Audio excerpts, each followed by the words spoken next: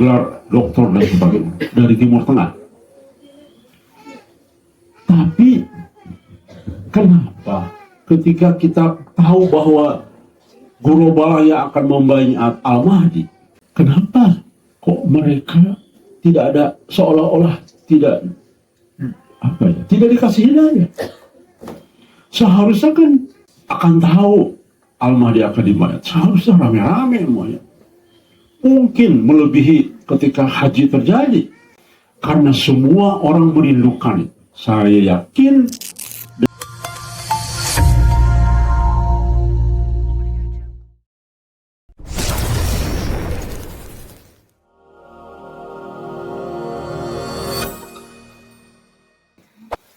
sampai hari ini kita tidak akan pernah selesai bertanya, mengapa kok begitu banyak ulama yang dianggap ulama saat ini dari berbagai belahan dunia. Begitu banyak sekali. Bahkan yang terpelajar pun, yang dianggap tokoh agama melalui jalur akademis juga terus melimpah. Penghafal Quran juga melimpah terus. Bahkan saya pernah browsing, teman-teman sekalian, suruh ChatGPT ngitung. Ya, ngitungnya itu sebetulnya jumlah lulusan atau orang yang disebut penghafal Quran ini berapa sih jumlahnya?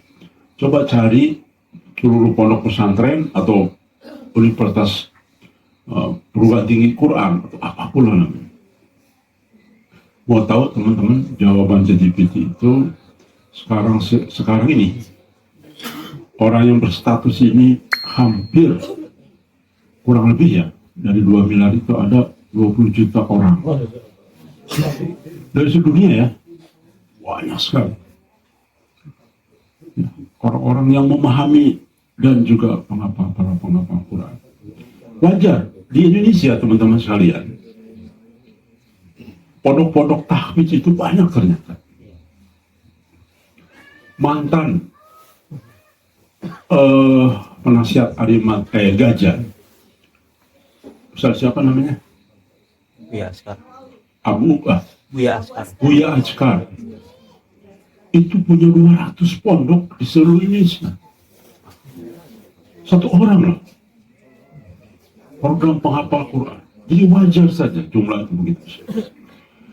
Jadi logikanya nih, hari ini ada jutaan, puluhan juta pewaris Nabi, ada puluhan juta penghafal Quran yang seharusnya, logika saya sebagai orang yang umi dalam bidang agama, seharusnya ada 20 juta akhlaknya mirip Nabi karena Qurannya di sini. Ya. Harusnya ya, logika saya orang yang umi, jarang baca Quran, kemudian tidak pernah tersentuh bidang agama. Kan wajar pertanyaan itu. Bisa dibayangkan teman-teman, profesor, doktor di bidang agama, jenjang pendidikannya berat. Saya saja master aja ngap-ngapan, kan sambil kerja kan, hampir aja nggak diselesaikan, keburu malas.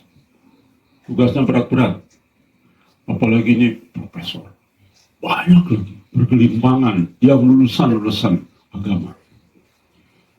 Mengapa? Pertanyaannya, yang membayar Al-Mahdi itu hanya 313 orang. Ya, ini lebih fokus ke situ. Dari sekian banyak pemegang Quran, dokter, saya pernah bertanya juga, berapa banyak sekarang ini dokter lulusan hadis, dokter hadis di dunia? Ternyata ada ribuan. Saya lupa apa puluhan ribu ya, saya puluhan ribu kayaknya. So, orang begitu hebat ya. Pemegang hadis, ya. Saking hafal hadis, makanya jadi dokter. Ya, tidak mudah teman sekalian dokter. Jadi begitu lengkap sekali. Status sosial yang sekarang majority dibandingkan dengan masa lalu. Bayangkan, ahlul kitabnya lebih lengkap dibandingkan dengan ahlul kitab ketika Nabi lahir, para Nabi lahir. Semua ilmu ada sekarang, termasuk khusus dokter hadis, khusus dokter Quran, khusus dokter syariat. Wah, lengkap sekali. Baik. Lalu pertanyaannya, mengapa kok mereka tidak mengenal Al-Mahdi? Ada yang bisa jawab? Kalau bisa jawab, langsung saya gelari doktor. Karena ini jawaban yang sulit sebetulnya. Lalu mereka kenapa tidak mengenal Al-Mahdi? Padahal mereka pegang hadis. Baik, kita akan mencoba jawaban yang sederhana dari mungkin pertanyaan yang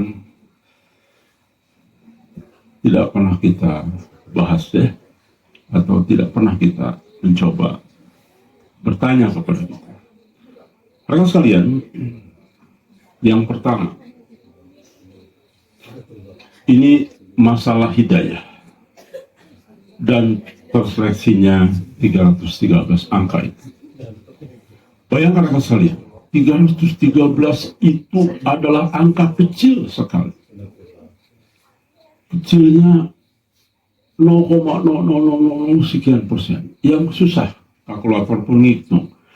313 dibagi 2 miliar orang. Kalkulator hangin. Kenapa? Karena susah persentasenya. ChatGPT juga bingung. ChatGPT bilang, kasih jawab pertanyaan lain deh, jangan begini. Oke ya. Saking kecilnya, ini kan aneh. Padahal kalau kita tanya, rindu nggak, ingin nggak membayat Al-Mahdi? Wah, tidak ada yang tidak menjawab tidak ingin. Wah, itu ingin sekali, itu kehormatan. Dan saya sedang berjuang. Makanya saya bikin kelompok ini, kelompok itu segala macam. Bahkan ada saya, saat pertemuan di Jember, ada satu kelompok majelis loh. Ormas sudah jadi ormas. Dan cabangnya di mana-mana, tapi tidak terlalu menonjol. Dia sudah menyiapkan 313 orang yang akan membayar. Jadi hebat sekali, daftarnya sudah ada. Sampai saya bingung, hebat juga ya. Oh jadi, ya, pusatnya di Palembang. Punya gedung sendiri. Tapi memang organisasinya sekali lagi tidak terlalu menonjol. Kalau kami katanya lebih banyak bergerak silent. Sudah mempersiapkan. Oh jadi, Ustaz, di kelompok sudah mempersiapkan orang. Sudah melatih dan mempersiapkan. Sebentar. Dalam hati cuman nggak mau nyinggung saya. Oh berarti ini Al-Mahdi seperti pemilihan lurah. Kok tim yang akan menunjuk memaksa kok pilihan manusia? Ini yang saya kadang-kadang bingung mereka ini. Loh. Bukannya ini urusan Allah. Nah, banyak keanehan-keanehan. Alhamdulillah kita tidak pernah mengklaim, kita tidak pernah menyatakan itu ini. Yang kita sampaikan hanya menyampaikan mimpi. Walaupun ada menyebut-nyebut kita, tapi kan ada mubasyiratnya. Bukan karena keinginan kita. Dan bahkan ketika kita berjuang mendirikan Majelis Gajah, sedikit pun tidak pernah terpikir akan jadi itu, ini, dan sebagainya. Yang terpikir oleh saya, wallahi ini, ya, supaya teman-teman paham dari awal. Saya hanya, ini sudah ujung akhir zaman. Ini Al-Mahdi zaman kita. Sebentar lagi Dajjal. Kasihan umat tidak tahu berarti akan mulai banyak hal-hal yang sifatnya out of the box. Kasihan. Nah, bismillah, saya mendirikan majelis. Ini harus ada organisasinya. So, kalau sendirian nanti nggak didengar, susah. Nah, maka lahirnya pun itu saja tujuannya. Karena kita yakin Al-Mahdi simpulan dan sudah memang yakin, maka ini harus diperjuangkan ini. Itulah tujuan kita. Tidak ada pikiran kita mau itu ini, nggak terpikir sama sekali. Bahkan yang terpikir hanya, loh ini kok umat tidak tahu ya, mayoritas. Nah itu saja. Baik, hidayah milik Allah bukan hasil kecerdasan. Allah memilih siapa yang Dia kehendaki untuk rahmat-Nya. Ini dalam Al-Quran ayat Al-Baqarah 205. Jadi hidayah itu milik Allah, bukan rekayasa manusia. Bahkan bisa jadi teman-teman sekalian, nanti yang membayat Al-Mahdi tidak ada satupun penghafal Quran. Tidak ada satupun profesor doktor di bidang agama. Bisa jadi demikian. Tidak ada satupun. Dan tidak ada satupun kiai. Bisa jadi tidak. Profesor di bidang agama ya, beda. Kalau profesor di bidang ekonomi atau sains, bisa jadi dalam bidang agamanya umi. Jadi dianggap bukan ahli agama. Jumlah 300 orang yang membayat Al-Mahdi bukan kebetulan. Angka ini sama dengan jumlah pasukan Badar.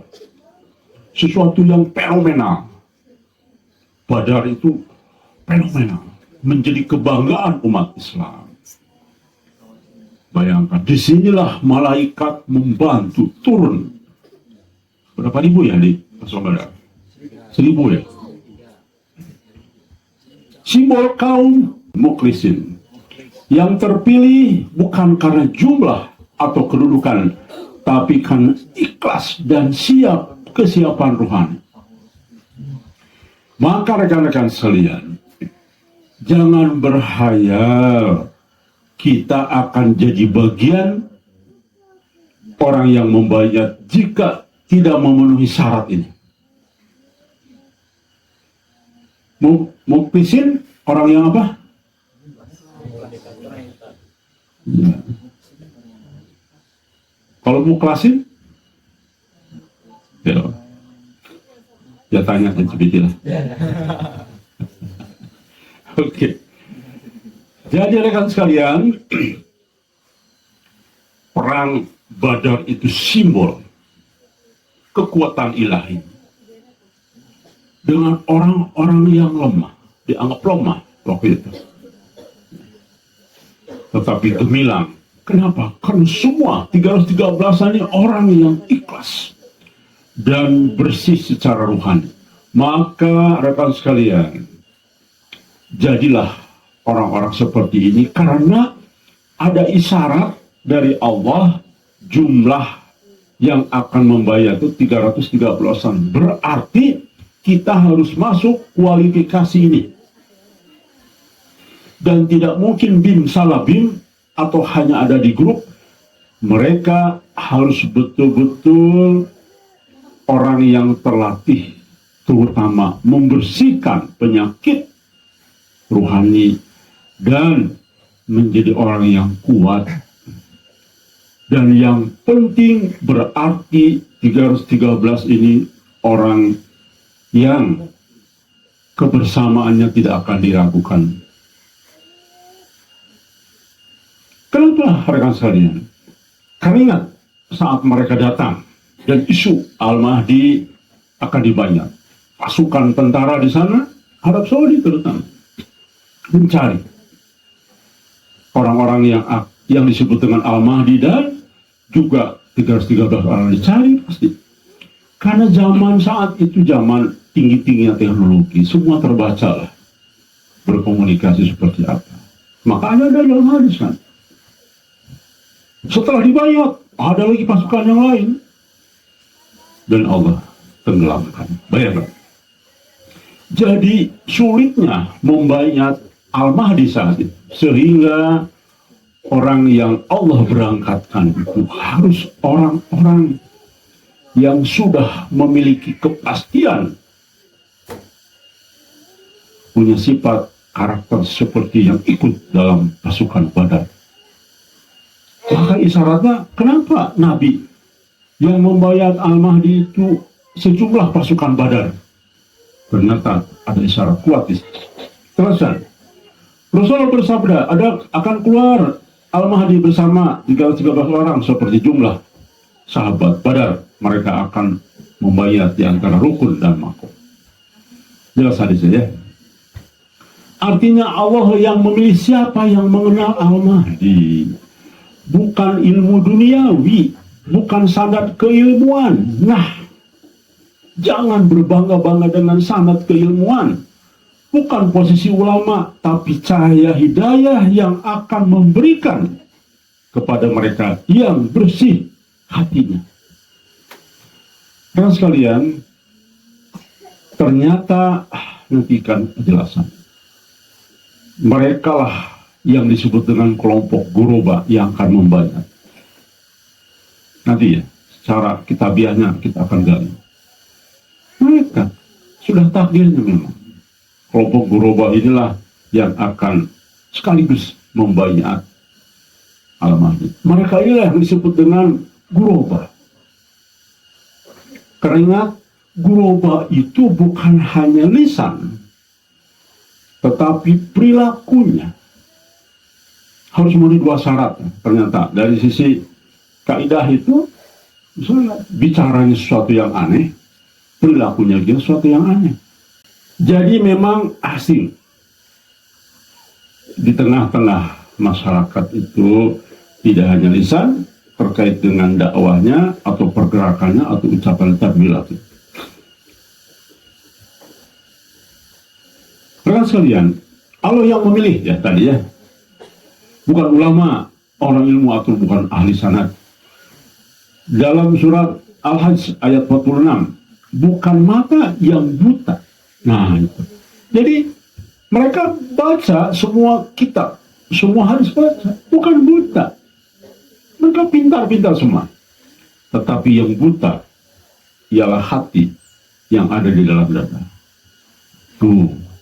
Jadi walaupun sanadnya guru saya sampai Rasulullah, keren kan? Kitabnya segudang. Jadi tidak buta mata, tapi buta hati. Ulama dan hijab ilmu. Nah ini dia. Ulama ada 2. Ada Rabbaniyun dan Duniawiyun plus Kuburiyun. Rabbaniyun. Ya istilah baru lah, nggak apa-apa. Rasulullah sudah membuatkan bahwa di akhir zaman akan banyak ulama yang fasih lisannya, tapi kosong hatinya.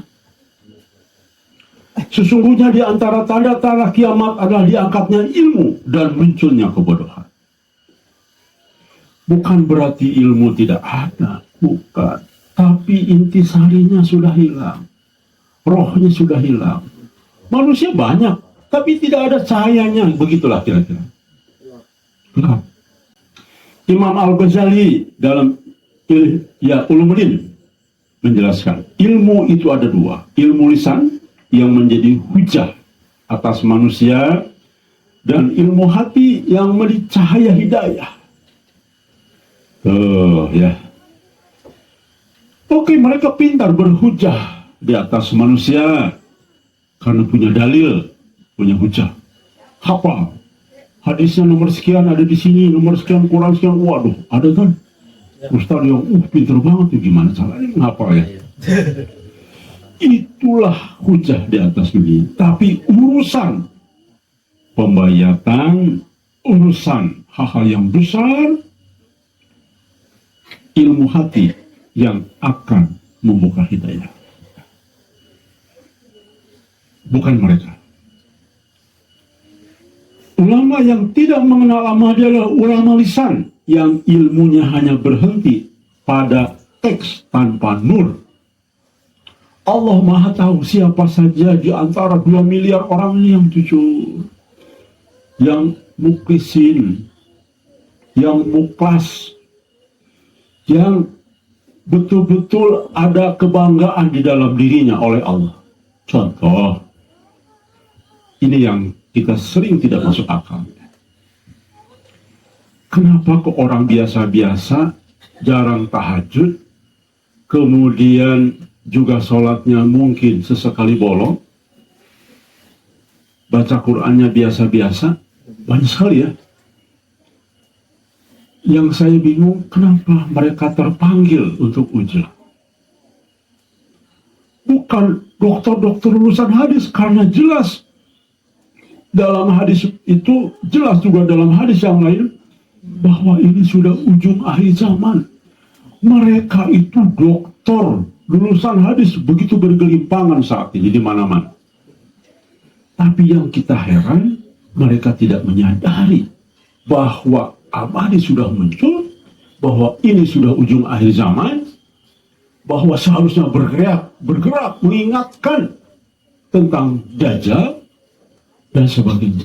Tapi mereka asik dengan undangan dari mana-mana, kajiannya hanya itu-itu saja. Jelas, artinya mereka itu hanya ulama lisan. Ya. Dan luar biasanya tadi, loh, kok yang bergabung di sini pertama culun-culun, sederhana-sederhana, punya masa lalu semua, ya. Tapi ternyata saya melihat ada cahaya di situ. Contoh orangnya, masya Allah, ternyata ini orang-orang ikhlas betul. Dan sebagainya lah. Saya kalau memuji takutnya terbang semuanya. Mereka tidak menembus hikmah di balik nas. Hikmahnya jadi hanya hafalan saja. Untuk dites jadi dokter. Hafalan.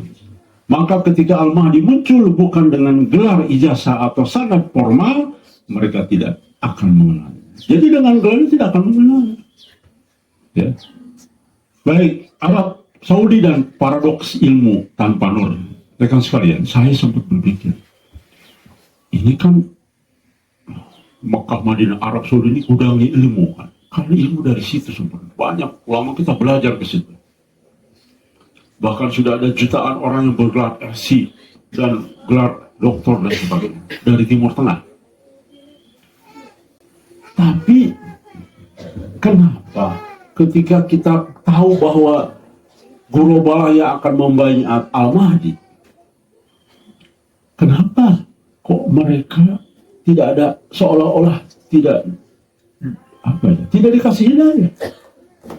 Seharusnya kan ada mungkin puluhan juta yang bayar, karena di Arab Saudi sekarang banyak juga disebut dengan ulama, banyak disebut ya. Mereka punya muridnya, punya banyak. Akan tahu Al-Mahdi akan dibayar, seharusnya rame-rame semuanya. Mungkin melebihi ketika haji terjadi, karena semua orang merindukan itu. Saya yakin dari seluruh pikiran, hati, perasaan, keinginan orang ingin, pasti. Saya siap membayar, kalaupun harus jual rumah, saya siap menguras tabungan, pasti itu. Karena itu fenomenal sekali dalam banyak hadisnya.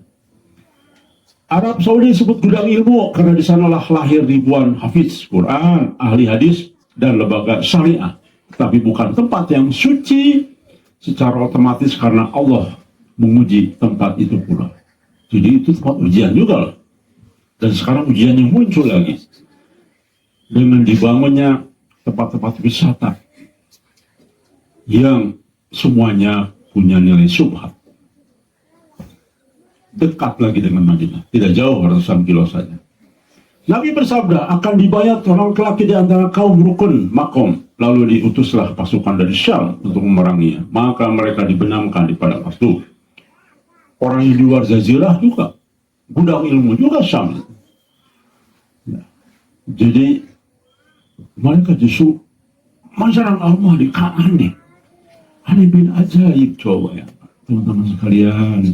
Gudangnya ilmu justru akan nangkep Al-Mahdi. Kan ini ada suatu paradok. Paradok tahu? Bingung paradok. Ini kita di daerah sini tambang emas. Ya masyarakatnya pada lapar di sini, kurus kering, kan paradok. Aneh ini. Ini itu paradok. Ya. Jangan. Pasukan berasal dari Jazirah Arab, artinya kekuasaan di sekitar Hijaz tidak mengenal bahkan menentang Al-Mahdi. Ya. Pasti dia mengatakan ini palsu, ini sesat, ini informasi tentang akan dibayar itu menyesatkan, jangan didengar. Begitu pasti nanti dia mengumumkan itu. Ini pasukan. Karena aneh, karena di sana gudang ilmu. Logika kita seharusnya mereka yang paham Al-Mahdi, bukan kita. Oke. Jadi paradokan. Mengapa? Karena sistem politik dan keulamaan mereka sudah terpadu dengan kekuasaan duniawi. Itu jawabannya. Sehingga ketika Al-Mahdi datang membawa tanzil baru atau realitas, yakni penerapan syariat secara penuh, mereka melihatnya sebagai ancaman terhadap status quo. Apa itu status quo? Raja. Bayangkan kalau Al-Mahdi diterima, runtuh semua. Ya tentu para orang-orang yang dulu-dulu, para pemimpin raja itu, wah enak banget nih. Kita gimana keluarga kita semua? Karena urusan duniawi, sudah semua duniawi. Kalau orang yang sudah terpinggirkan urusan duniawi, seharusnya tidak berani menentang Allah. Oh iya, benar Al-Mahdi. Sudah kita mengalah saja. Kita sudah bergenerasi, masa sih ini dari Allah nggak bisa ditentang. Harusnya kan begitu. Bahkan harusnya membayar atau minimal gini, kita angkat Al-Mahdi aja. Udah, tapi kita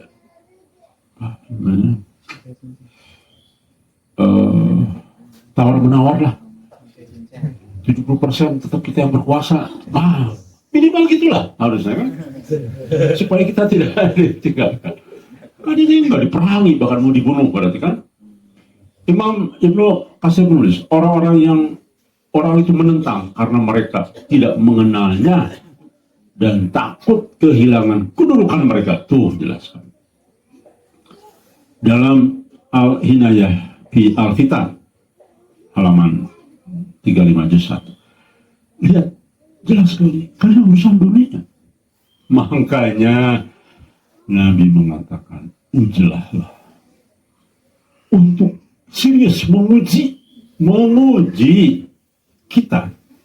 Mampu nggak orang ini meninggalkan dunia? Makanya kita sekarang sudah paham. Dari banyak mimpi, bukan satu dua, mimpinya sudah tawatur. Insya Allah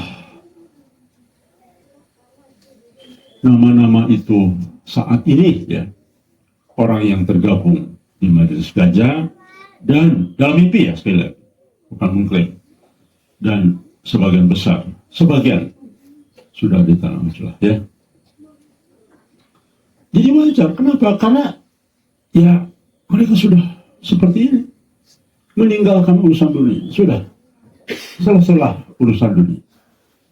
Kita hanya berpikir bagaimana kita membersihkan dosa kita. Kita hanya berpikir bagaimana kita ke zero kembali. Ujungnya adalah bagaimana kita bermahabbah kepada Allah. Dan ternyata bermahabbah kepada Allah tidak mudah. Saya pun mengakui jujur belum bisa 100% bermahabbah kepada Allah. Saya juga akui saja. Sulit ternyata bermahabbah kepada Allah. Tidak mudah sekali rekan sekali ya. Ada saja unsur duniawi masih ragu. Karena berpikir tentang duniawi, berpikir tentang hubungan keluarga dan sebagainya, tidak mudah. Ya. Baik, kita terusan.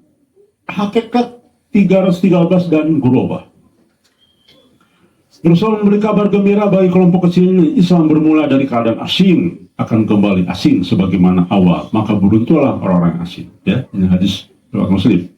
313 ini bukan sekadar angka, tapi tanda kualitas ruhani. Makanya kita baru paham Allah memberi kabar gembira. Orang yang berkualitas itu cahayanya sudah penuh dalam mimpi. Ini sudah lolos. Nah, alhamdulillah mayoritas di sini sudah bercahaya. Itu dia. Alhamdulillah, bagian dari satu pemenuhan nubuah-nubuah. Mereka tidak menonjolkan diri, tapi hatinya menyala oleh nur. Rasulullah bersabda, umatku akan terbagi menjadi 73 golongan, semua neraka kecuali satu. Golongan yang satu ini disebut Ghuraba, ternyata rekan sekalian. Kelompok kecil yang tetap menjaga sunnah ketika yang lain tersesat oleh dunia dan sistem Dajjal. Jadi ternyata, dan ini sebetulnya bukan ternyata, kita sudah sampaikan berkali-kali yang mengarah kepada sini, bahwa Ghuraba itu adalah kelompok satu dari 73 golongan. Dan indikasi lain sudah sangat jelas. Dari 1000 orang hanya satu yang masuk surga. Dan segala banyak sudah kita kaji banyak yang menunjukkan carilah kelompok kecil, bukan kelompok besar, ya. Sistem Dajjal dan penyebaran penyembunyian Al-Mahdi. Dominasi sistem global. Al-Mahdi tidak dikenal luas karena disembunyikan oleh Allah di tengah-tengah dominasi fitnah Dajjal yang menutup pandangan manusia melalui sistem. Jadi gini, bukan disembunyikan dalam pengertian ditutup seperti kotak, bukan. Masukin kotak, di kamar dikunci, tidak tahu, bukan. Disembunyikan itu dari hidayah. Hanya orang Allah pilih, orang yang ikhlas. Ya. Media global, ini banyak lah ini. Ya, agama yang dibatasi dengan formalistik. Nah ini dia, banyak sekali kita nih beragama karena formalistik, ya. Ilmu yang kehilangan ruh hati manusia yang dibutakan oleh dunia. Rasulullah bersabda, tidak ada fitnah yang lebih besar dari Dajjal sebagainya. Dalam kondisi ini, yang mengenal Al-Mahdi hanyalah orang yang diselamatkan oleh Allah. Yang diselamatkan dari pengaruh sistem ini, maka adalah orang-orang yang hatinya hidup. Biasanya disebut dengan istilah sufi, ashabul basyirah. Ya.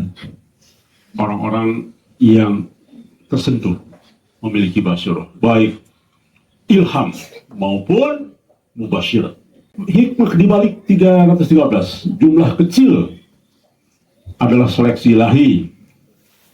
Allah hanya mempercayakan misi besar pada orang yang bersih dari ria dan cinta dunia.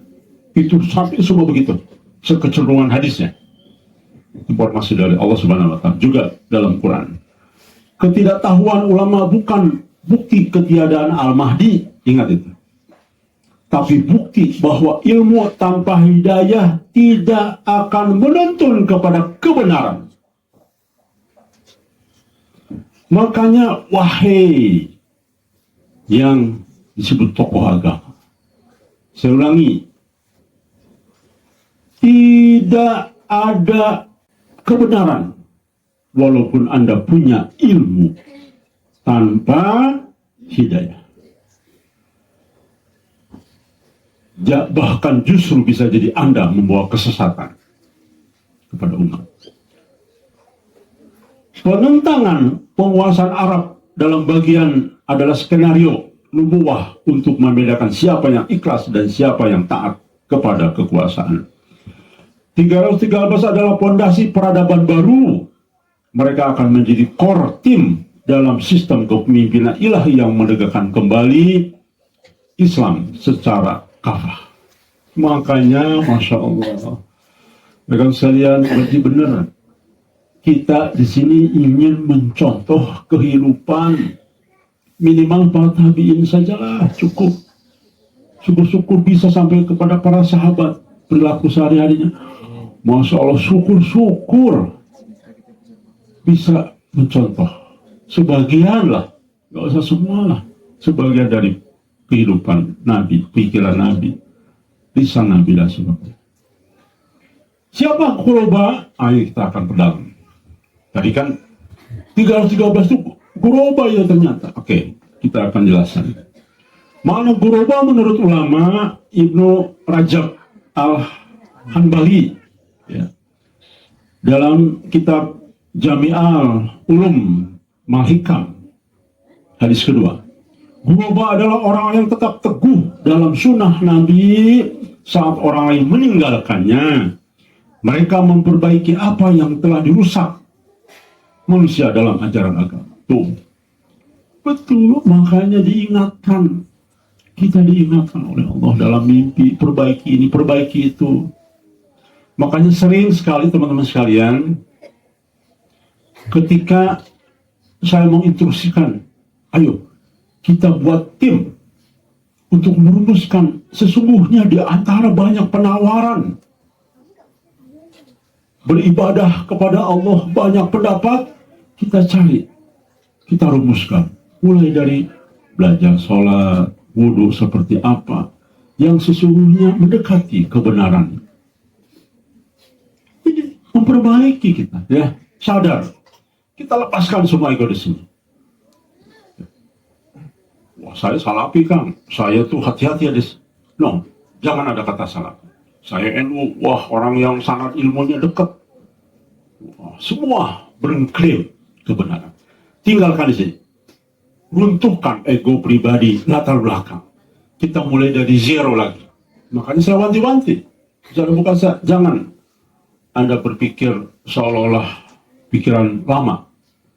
Sudah kita nolkan. Kita gali satu persatu. Berprasangka baik. Apa sih bacaan Nahdien? Baca. Gak apa-apa. Bacaan Torekoh, kenapa mereka begitu? Zikirnya kencang, keras. Baca gak apa-apa. Tapi kita baca semua.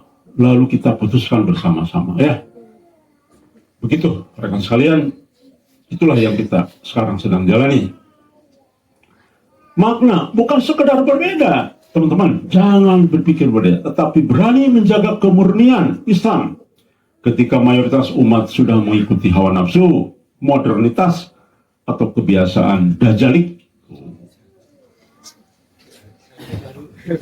Istilah baru, tidak apa-apa.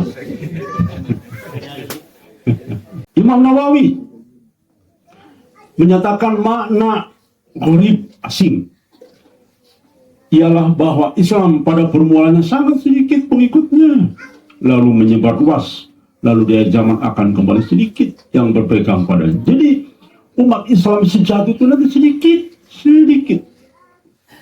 Makanya lambangnya 313 orang. Ya. Makna Qurba adalah minoritas beriman yang tetap istiqomah. Bukan sekedar berbeda pendapat, tapi mereka yang teguh kepada Quran dan Sunnah. Yang murni, sekali lagi, yang murni. Karena semua mengklaim Quran hadis semua. Tidak ada satupun kelompok sekarang yang tidak mengklaim sesuai Sunnah dan Quran. Di tengah mayoritas umat yang melunak dan terseret arus dunia. Begitu. Teman-teman, kalau nanti di sini berkumpul 73 kelompok, kita nggak ada apa-apanya. Tenggelam. Karena wah, mereka pasti ilmunya tinggi-tinggi semua. Mungkin ngomongnya di sini bahasa Arab, kita bengong aja mungkin. Ya kan? Saya pernah pertemuan para habib di mana ya pertemuan itu ngomongnya bahasa Arab. Saya kadang-kadang aduh ini jangan ngomongin saya lagi. Jeleknya saya. Karena nggak ngerti kita, bengong-bengong. Oke. Imam Al-Qurtubi dalam tafsir Qurtubi, Orang yang asing adalah orang yang berjihad untuk menegakkan agama di tengah manusia yang lalai. Mereka terasing karena istiqomahnya, bukan karena bid'ah dan fanatismenya. Betul kan? Betul. Jangan Anda merasa dulu sini zero kan. Bermohon kepada Allah. Semua ikhlas meninggalkan semua masa lalu kita ya. Makna keterasingan Ghuraba bukan karena ingin berbeda, tapi karena kesetiaan terhadap kebenaran membuat mereka disingkirkan. Rekan sekalian, kemarin ada pernikahan keluarga saya. Wah, besar, semua keluarga hadir. Saya satu-satunya yang tidak diundang. Coba ya, apa nggak sedih? Sedih lah. Untung ada Mas Suhada, penghibur saya. Tenang Kang, katanya. Saya kan diundang banget. Ya sudah, nggak apa-apa. Ya. Itu dia, kita adil. Oke, cara sholat semua kita perbaikilah ya, sampai kepada titik kebenaran yang Allah kehendaki. Mayoritas, minoritas tapi kokoh. Sedikit jumlah mereka, besar pahalanya di sisi Allah. Tuh, itu. Jadi selalu sedikit, selalu dibilang sedikit, tapi besar. Ya, silakanlah. Kelompok mana yang punya pahala besar di tengah-tengah gelombang arus fitnah saat. Menolak sistem batil, mereka tidak tunduk pada sistem duniawi yang rusak. Surat Al-Hud ayat 1-2. Makanya kita punya target. Mungkin hari ini Allah belum sepenuhnya menolong kita supaya kita terus berjuang. Tapi kita harapkan nanti di sini kita lepaskan seluruh sistem. Ya, bahkan kalau perlu tidak ada lagi transaksi uang di sini. Beli, keluar, pakai uang sebenarnya. Kalau perlu, kita hidup dari apa yang kita tanam. Kita bisa hidup dari apa yang kita usahakan di sini. Asing dalam ucapan dan perilaku itu perilaku. Bukan hanya bicara kebenaran, tapi cara hidupnya pun aneh bagi masyarakat dunia tuh. Ya, adalah aneh bagi masyarakat. Apa yang mereka lakukan aneh bagi masyarakat. Bahkan saking anehnya dicurigai karena aneh. Tidak takut dengan kesalahan manusia. Ya, ini sudah makan sehari-hari. Berbuat islah. Mereka memperbaiki ketika manusia rusak. Oh, ikhlas memperbaiki diri ya. Maka kita semangat karena Allah di sini memperbaiki diri yang mungkin tadinya hampir 99% kita di sini itu hampir jarang-jarang tahajud. Mungkin selama hidupnya belum ada yang tahajud barangkali. Tapi di sini, Masya Allah, Alhamdulillah ya. Berjamaah dalam kebenaran kecil itu lihat. Rasulullah menyebut beruntunglah Ghuraba yang saling tolong-menolong menegakkan agama. Terasing karena iman, bukan karena eksklusivitas sosial. Ibnu Rajab menegaskan mereka asing bukan karena tempat, tapi karena jalan yang mereka tempuh. Cinta karena Allah tuh ya, bermahabbah terus ke situ lari. Kamu tidak akan mendapat kaum yang beriman kepada Allah mencintai orang yang menentang kepada Allah. Jadi harus Ghuraba itu ciri-cirinya. Sabar dan zuhud terhadap dunia. Nah ini dia. Dibuktikan jangan zuhud formalistik dalam hitungan dunia, tapi zuhud benar-benar dalam pandangan Allah. Ya, ikhlas ketika kita makan hanya sehari sekali di sini. Kita ikhlas kekurangan apapun. Kita ikhlas pengen kebiasaan saya itu kan minum kopi pagi sama malam. Sekarang harus saya ikhlaskan kebiasaan itu.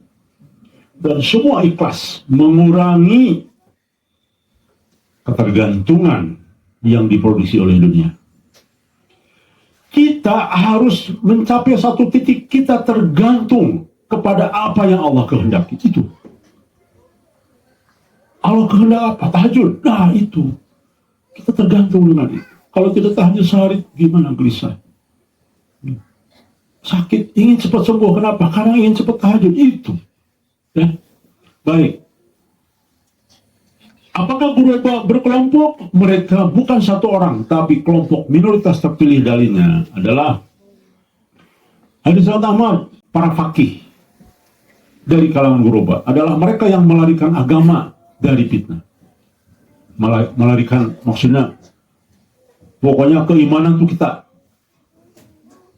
menghindar untuk mempertahankan keimanan itu. Ada bentuk jamaah spiritual kecil seperti Ashabul Kahfi, Ahlul Uzlah, dan Ahlul Istiqomah. Surat Al-Kahfi ayat 13 mengatakan mereka adalah para pemuda yang beriman kepada Rob mereka. Lalu kami tambahkan petunjuk kepada mereka. Ini sudah berulang. Ghuraba itu ciri-cirinya adalah, coba lihat, Isah di depan mata Allah itu siapa Ghuraba? Pasti Allah tambahkan petunjuk-petunjuk melalui petunjuk yang sah, yaitu mubasyirat. Ayat ini menjadi prototipe Quranik bagi jamaah Ghuraba. Jumlahnya sedikit, tapi bersatu dalam iman dan keikhlasan. Bersatu, harus kumpul. Ini banyak yang mengklaim Ghuraba, judulnya Ghuraba, mengklaim. Bukan itu. Lihat coba apa yang disampaikan. Ya. Lihat, ini gabungan dari pernyataan banyak kitab. Ghuraba, ibadahnya menegakkan salat malam, zikir, doa panjang, meski orang lain lalai. Tuh lihat. Bukan kata saya. Akhlaknya lembut tapi tegas, tawadu tapi gagah dalam kebenaran, tidak mengejar popularitas tapi mencari hikmah, ilah, dan syir zaman, rahasia zaman, ya. Dakwahnya menyeru dengan hikmah dan kesabaran meski dituduh aneh atau sesat. Pergaulannya sedikit bicara, banyak merenung, lebih dekat dengan kalangan miskin dan ikhlas. Alhamdulillah ya, kita semua di sini miskin. Dunia hidup sederhana, tidak sekedar gemerlap duniawi. Memperjuangkan agama meski sendirian, maksudnya kelompok kecil, walaupun melawan arus global fitnah dajjal, ya. Dan mereka satu lagi tambahannya, pede. Ya, Saya tambahan dari saya, pede. Ini umi di agama berani ngomong. Ghuraba dan jamaah akhir hadis akan senantiasa ada suatu kelompok dari umatku yang nampak menegakkan kebenaran, tidak akan membahayakan mereka yang menantang sehingga datang keputusan Allah. Keputusan Allah itu apa coba? Keputusan Allah apa? Azab. Bisa, betul. Munculnya Dajjal, semua. Mereka tidak akan membahayakan. Jadi jangan khawatir teman saya. Kalau saya buka ancaman kepada kita, rekayasa kepada kita, saya khawatir teman-teman takut terus. Makanya saya keep sendiri. Kan banyak saya bilang. Sebenarnya kalau saya buka ini, Masya Allah. Tapi saya sudah biar saja poin-poin tertentu saya tidak sampaikan. Kenapa? Karena saya punya keyakinan. Yakin kepada hadis, yakin kepada mubasyirat bahwa kita ditolong oleh Allah. Tidak ada yang membahayakan kita, ya. Korelasi Ghuraba, Taifah, Mansurah. Kelompok yang dimenangkan oleh Allah, mereka berkelompok saling mengenal secara rohani. Tuh lihat, saling mengenal secara rohani melalui apa? Melalui mimpi nanti, ya. Tapi tidak terikat dengan formalistik duniawi.